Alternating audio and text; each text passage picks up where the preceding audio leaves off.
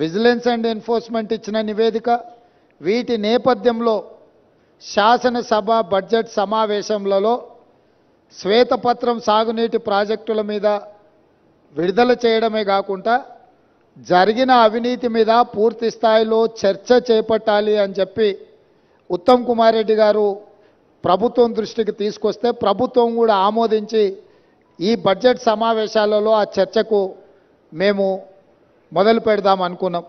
ఎప్పుడైతే గోదావరి జలాల మీద నిర్మించాలనుకున్న కాళేశ్వరం ప్రాజెక్టు రీడిజైనింగ్ పేరు మీద చంద్రశేఖరరావు కొల్లగొట్టిన వేల కోట్ల రూపాయల మీద చర్చకు శాసనసభలో తెర లేపాలనుకున్నామో చంద్రశేఖరరావు గారికి పూర్తిగా అర్థమైపోయింది. తను ముఖ్యమంత్రిగా ఉన్నప్పుడు పాల్పడిన వేల కోట్ల రూపాయల దోపిడీకి సంబంధించి విజిలెన్స్ అండ్ ఎన్ఫోర్స్మెంట్ ఎన్డీఏసీ ఇచ్చిన నివేదికల మీద చర్చ జరిగితే తన బండారం అంతా బయటపడి ప్రజల ముందు అవినీతిపరుడుగా దోపిడీదారుడుగా దోషిగా నిలబడాల్సి వస్తుందని వ్యూహాత్మకంగా కృష్ణానది జలాలను కృష్ణానది మీద ఉన్న ప్రాజెక్టులను కేఆర్ఎంబీకి అప్పజెప్పినరు అని కాంగ్రెస్ మీద ఎదురుదాడి చేసి నల్గొండ జిల్లాలో ఒక సభను పెట్టి ఆ సభ ద్వారా కాంగ్రెస్ మీద ఎదురుదాడి చేయాలన్న ఆలోచనతోటి ఈరోజు నల్గొండలో సభ పెట్టిండ్రు.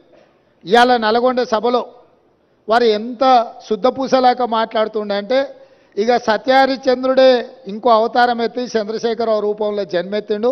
ఈ సత్యహరిచంద్రుడి శీలాన్ని మీరు శంకిస్తారా? చావు నోట్లో తలబెట్టి నేను తెలంగాణ సాధించిన అని మళ్ళీ 1,01,000 అబద్ధం చెప్పిండు. ఇప్పటి వరకు 1,00,00,000 సార్లు చెప్పిండు అబద్ధం, సావు నోట్లో తలబెట్టి తెలంగాణ తెచ్చినా అని. ఎన్నిసార్లు బిచ్చమెత్తుకుంటావా సావు నోట్లో తలబెట్టినా అని? 2 సార్లు ముఖ్యమంత్రి పదవి ఇచ్చారు. 10 సంవత్సరాలు ఈ రాష్ట్రాన్ని పట్టి పీడించినావు, దోసుకున్నావు.